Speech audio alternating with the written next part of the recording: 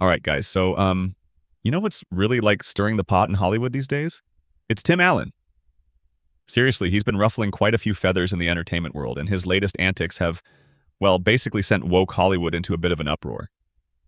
I mean, first of all, he wants to know what the face of woke look like. And here's what I picture. These trolls that hide behind their computer or their screens and their laptops and their keyboards, because those are the people that complain the most, those whose faces we do not see. So what did he do this time? And why, is his latest move causing such a fuss?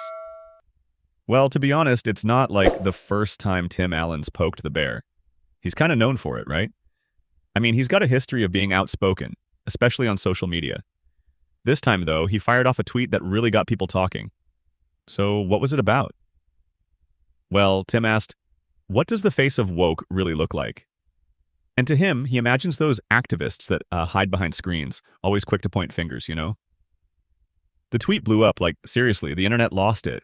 Let's talk about Last Man Standing. Congrats on this. No, thanks very much. I watched it when it was on ABC. Right. And then all of a sudden it wasn't on ABC. Tell the 300 of the crew and everybody the same thing. We're all going, this is the best show I've ever been on. What? We're off the air. We all thought we were at the top of their game at ABC. Who knows how networks work? I don't know, but it was dropped. The woke Twitter crowd, they were scrambling to kind of cancel him, calling him all sorts of things. But you see, Tim's not exactly one to get all apologetic or anything. Saying a word, and it's one of those things where it's kind of unbelievable. It's actually disturbing on a fundamental level. It's gotten to the point where literally there's part of me, a deep part of me, that just, F it, bring it on. If you want to cancel me, go ahead. In fact, he's kind of the opposite. He thrives on confrontation, really. Anyway, let's rewind a bit. Tim Allen's always been a bit of an anti-woke comedian in an industry that leans, quite far in the other direction. And it's earned him a reputation as someone who's not afraid to speak his mind, no matter the consequences. I do use some provocative words, but I tell them it's words that really got from my parents. Yeah. They said this stuff, and we talked about it. I can't even say it here. I can't even point to it. Yeah. It is an alarming thing for comedians. But my act has really been about family and kids and growing up anyway.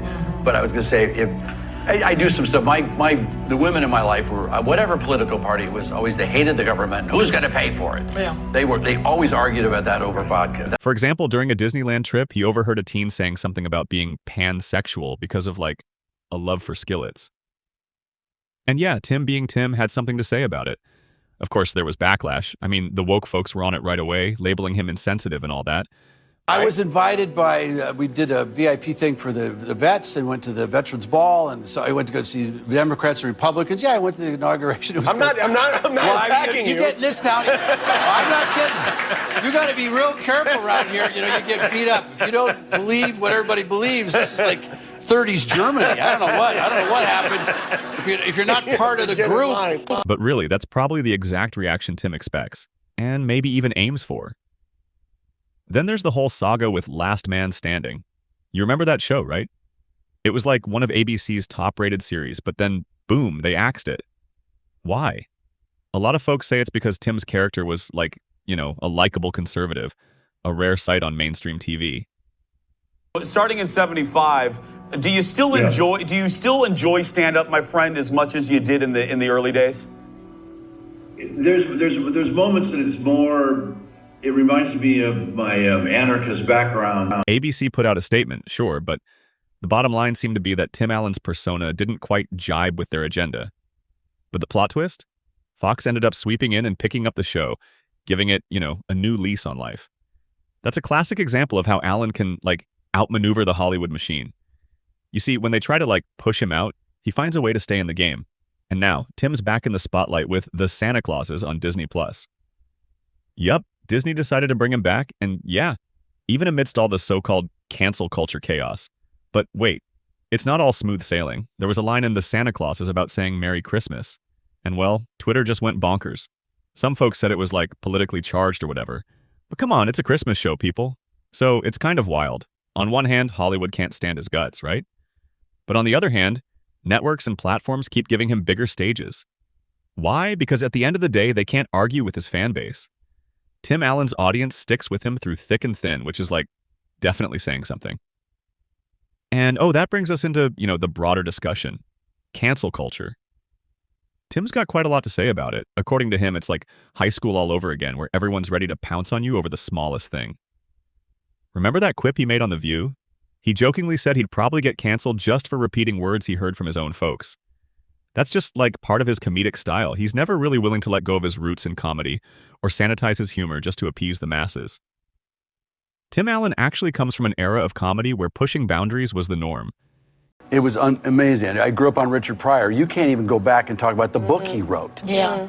You know, and then what I got to do sometimes is explain, which I hate in big arenas, that this is a thought police thing, and I do not like it. But when I use these words, this is my intent behind those words. Yeah. Wow. So as long as you understand my intent, I still get people, well, just don't say it. And I said, I'm not going to do that. Yeah, but they take it out of context and put it on Twitter or put it on Facebook. I'm surprised they haven't. He was inspired by icons like Richard Pryor and Lenny Bruce, who never shied away from, making people a bit uncomfortable.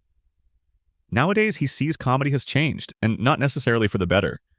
Political correctness has, sort of, put comedians in a tough spot, stifling the creative jokes they might once have told without a second thought.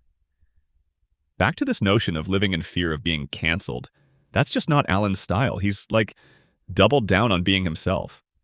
Rather than dialing back his views, he sticks by them, daring anyone to try and make him budge. That's probably what, makes it so infuriating for those trying to keep him quiet. So what do you think? Has Tim Allen, crossed the line, or are people just being too sensitive? Share your thoughts in the comments. Also, don't forget to like, subscribe, and hit that notification bell so you don't miss out on future updates and stories right here on our channel. In the meantime, really think about this whole cancel culture business. It's kind of important because at the end of the day, it raises questions about freedom of speech and artistic expression in our society.